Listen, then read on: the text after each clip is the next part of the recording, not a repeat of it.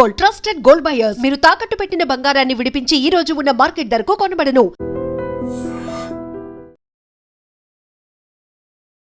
YouTuber వైష్ణవిని భర్త చాలా దారుణంగా చంపేశాడు. మనందరికీ తెలిసిన విషయమే.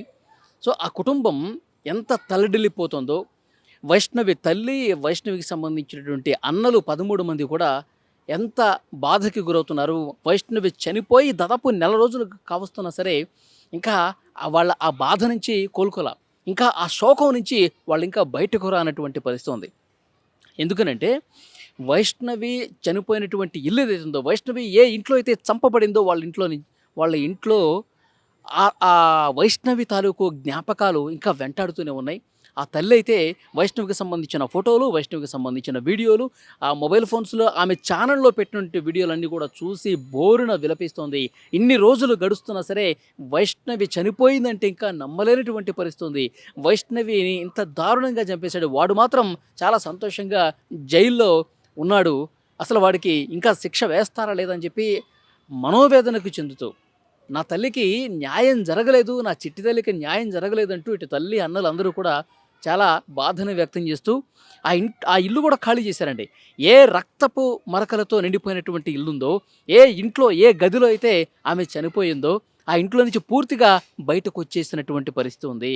ఎందుకంటే ఆమె జ్ఞాపకాలు నిరంతరం వెంటాడుతున్నాయి. ఆ ఇంట్లో కూర్చుంటే, అరే నా చిట్టి తల్లి ఇక్కడే కదా కూర్చొని నాతో మాట్లాడింది, అరే నా చిట్టి చెల్లి ఇక్కడే కదా, ఇక్కడ కూర్చొనే కదా నాకు అన్నయ్య నాకు బిర్యానీ తీసుకురా అని చెప్పి అడిగింది, ఇక్కడే కదా తన ఛానల్ కోసం వీడియోలు చేసింది, మా అందరితో మాట్లాడింది. ఇవి తలుచుకుంటూ ఆ కుటుంబం మొత్తం కూడా శోకంలో మునిగిపోతున్నటువంటి పరిస్థితి. ఇంకా బాధ ఎక్కువ అవుతుంది. ఇంకా ప్రతిరోజు కూడా ఇవే విషయాలు తలుచుకుంటూ వాళ్ళ తల్లి అయితే కనీసం భోజనం కూడా చేయట్లేదండి. సరిగా తినడం లేదు, తాగటం లేదు. ఆ ఫోటోలు పట్టుకొని ఆ వీడియోలు చూసుకుంటూ ఏడుస్తూ నిజంగా కళ్ళెమ్మట నీళ్లు కూడా రాని పరిస్థితి, కన్నీళ్లు కంట్లోనే ఇంకిపోయే పరిస్థితి అక్కడ కనిపిస్తోంది. అందుకే అన్నలందరూ కూడా ఒక సాహసం చేశారు. ఆ ఇంట్లో మనం ఉండొద్దు, ఆ ఇంట్లో వైష్ణవికి సంబంధించిన జ్ఞాపకాలు మనకి రావద్దు అంటే, తను గుర్తుకు రావద్దు అంటే, ఇంకా మనం గుర్తు చేసుకుని బాధపడద్దు అంటే, ఈ ఇంట్లో మనం ఉండొద్దమ్మా, ఈ ఇంట్లో నుంచి మనం బయటికి వెళ్ళిపోదాం, మనం చాలా సుదూర ప్రాంతానికి వెళ్ళిపోదాం, ఈ ఇంటి జ్ఞాపకాలు మనకు వద్దు అని చెప్పి ఆ అన్నలందరూ కూడా ఆ తల్లిదండ్రులని ఒప్పించి బయట ఒక దగ్గరకు వచ్చి ఒక రేకుల షెడ్ వేసుకుని వేరే ఇంటికి వచ్చి చాలా దూరంగా వచ్చి ఉంటున్నారు. ఇక్కడైతే ఈ ప్రాంతంలో అయితే వైష్ణవి మనకి ఇక ఎక్కువ గుర్తురాదు, వైష్ణవికి సంబంధించిన జ్ఞాపకాలు ఇక్కడ ఏమీ లేవు కాబట్టి ఉండొచ్చని చెప్తున్నారు. కానీ చాలా బాధగా మీడియాతో ఇప్పుడు రీసెంట్గా వాళ్ళు మాట్లాడుతుంది ఏంటంటే, సజ్జనార్ సార్ని కలవాలని ఆలోచన చేస్తున్నట్టుగా తెలుస్తుంది. సిపి సజ్జనార్ సార్ని పోలీసు ఉన్నతాధికారులని కలిసి మొరపెట్టుకుంటాం, మేము ఒక విజ్ఞప్తి చేసుకుంటాం, వాడిని జైల్లో వేశారు, జైల్లోనే ఉంచుతున్నారు, అసలు చంపటానికి కారణమైనటువంటి ఆ హరిబాబు తల్లిదండ్రులు, తర్వాత ఆ హరిబాబుకు సంబంధించిన కుటుంబ సభ్యులు, హరిబాబు వీళ్ళందరూ ప్లాన్ ప్రకారమే నా కూతుర్ని చంపేశారు, వీళ్ళని జైల్లో వేయొద్దు, ముఖ్యంగా ఆ భర్త హరిబాబుని చాలా కఠినంగా శిక్షించాలి, వీలైనంత త్వరగా నెలలు సంవత్సరాలు కొన్ని రోజులైతే బెయిల్ కూడా వస్తుందేమో, బెయిల్ వస్తే బయటకు వస్తాడు, బయటకు వచ్చిన తర్వాత సాధారణ జీవితం గడుపుతాడు, ఇంకొక పెళ్లి చేసుకుంటాడు, మా పాపకి న్యాయం జరగదు, అలా వద్దు, అతన్ని వెంటనే శిక్షించండి,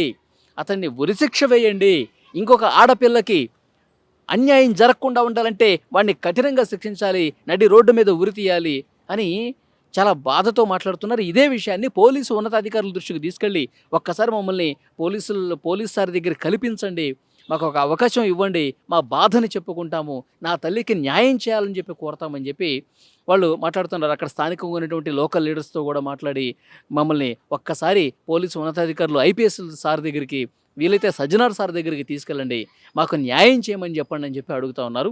వీలైతే ముఖ్యమంత్రి రేవంత్ రెడ్డి గారి దగ్గర కూడా మమ్మల్ని తీసుకెళ్ళండి, మమ్మల్ని తీసుకెళ్ళి మా బాధ మేము చెప్పుకుంటాము, వాడిని అసలు వదిలేదు లేదు, ఎన్ని రోజులైనా వెయిట్ చేస్తాం, వాడిని మాత్రం చాలా కఠినంగా శిక్షించాలి, కఠినంగా శిక్ష అంటే ఇక ఉరిశిక్ష వేయాలి, లేదంటే పోలీసు ఆఫీసర్లు గతంలో చాలామంది అమ్మాయిల్ని చేర్చినప్పుడు వాళ్ళని చాలా దుర్మార్గంగా రేప్ చేసి చంపేశారు కదా, అలా జరిగినప్పుడు ఎన్కౌంటర్లు చేసి పారేశారు కదా. మన రాష్ట్రంలో ఆడపిల్లలకు భద్రతకు సంబంధించి గతంలో కాంప్రమైజ్ కాకుండా ఎన్కౌంటర్లు చేసిన చరిత్ర మన రాష్ట్రానికి ఉంది కదా. ఇప్పుడు కూడా అదే చేయండి సార్. నా కూతురు ఇంకా నా కళ్ళ ముందు కనిపిస్తాను ఉంది. నా కూతురు చనిపోయిందంటే అసలు నేను నమ్మలేకపోతూ ఉన్నాను. ఇంకొక ఆడపిల్లకి, ఇంకొక చిట్టి తల్లికి ఈ విధంగా అన్యాయం జరగకూడదు అంటే గనక మళ్ళొకసారి ఎన్‌కౌంటర్ చేయాలని చెప్పి మేము పోలీసుల ముందే విజ్ఞప్తి చేసుకుంటామని చెప్పి వాళ్ళ వైష్ణవికి సంబంధించినటువంటి కుటుంబ సభ్యులందరూ కూడా చెప్తున్నటువంటి పరిస్థితి ఉంది. ఇంకా అవసరమైతే ముఖ్యమంత్రి గారిని కూడా కలిసి మేము రిక్వెస్ట్ చేసుకుంటాం. వాడిని సంవత్సరాలు జైల్లో పెట్టి ఆంబోతుల్లాగా మేపుతారేమో, అట్లా మేపొద్దు. చాలా స్ట్రిక్ట్‌గా యాక్షన్ వేగంగా తీసుకోవాలి. అవసరమైతే ఫాస్ట్ ట్రాక్ కోర్ట్ ఏర్పాటు చేసి, ఎందుకంటే అన్ని ఆధారాలు పోలీసుల దగ్గర ఉన్నాయి. వాడు ఏ విధంగా చంపాడు, ఏం చేశాడు, కాల్ రికార్డ్స్ ఏంటి, ఎందుకు ఈ విధంగా జరిగింది, అన్ని ఆధారాలు అన్నీ ఉన్నాయి కదా! అయినప్పటికీ ఇంకా ఎందుకు డిలే అవుతుంది? ఎందుకు వెంటనే శిక్ష పడట్లేదు?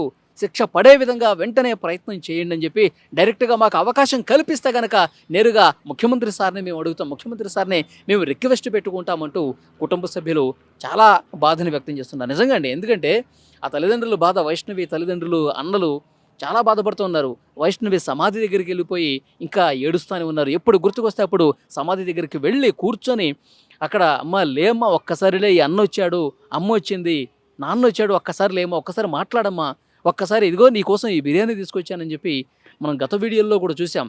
అంటే తల్లిదండ్రులు, అన్నలు ఇంకా ఆ వైష్ణవి తాలూకు జ్ఞాపకాలను ఇంకా మరిచిపోలేదు. ప్రతిరోజు కూడా గుర్తుకొస్తూ ఇంకా ఆ గాయం అనేది, గుండెకు తగిలినటువంటి గాయం అనేది ఇంకా పెరుగుతుందే గానీ తగ్గట్లేదు. అందుకే అవసరమైతే పోలీసు అధికారులు కావచ్చు, ప్రజాప్రతినిధుల్ని, ముఖ్యమంత్రులను కూడా కలవటానికి మేమేమి వెనకాడము. ఒక్క అవకాశం ఇప్పించండి, మేము మా బాధ చెప్పుకుంటాము. ఇంకెవరికీ కూడా ఇది జరగకుండా చర్యలు తీసుకునే విధంగా మేము రిక్వెస్ట్ పెట్టుకుంటామని చెప్పి వాళ్ళు చాలా బాధ వ్యక్తం చేస్తున్నటువంటి పరిస్థితి ఉంది.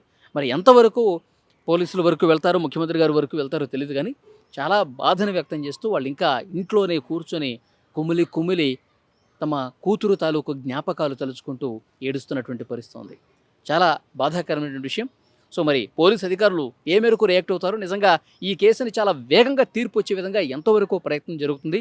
వీళ్ళు చెప్తున్నట్టు ఎన్కౌంటర్ చేసేయండి, చంపేసేయండి, ఊరేసేయండి అని చెప్తున్నారు కానీ చట్టం తన పని తాను చేసుకుపోతుంది.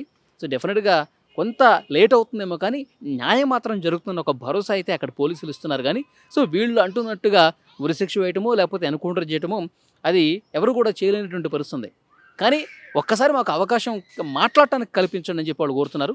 సో ఏ మేరకు అది జరుగుతుందో చూడాలి. ఈ వీడియో మీద తప్పకుండా మీ అభిప్రాయం తెలియజేయండి. వైష్ణవి తల్లిదండ్రులు, వైష్ణవి అన్నలు పడుతున్నటువంటి బాధను తెలియజేయడం కోసమే ఈ వీడియో నేను చేస్తున్నాను. ఈ వీడియో మీద తప్పకుండా మీ అభిప్రాయం చెప్పండి.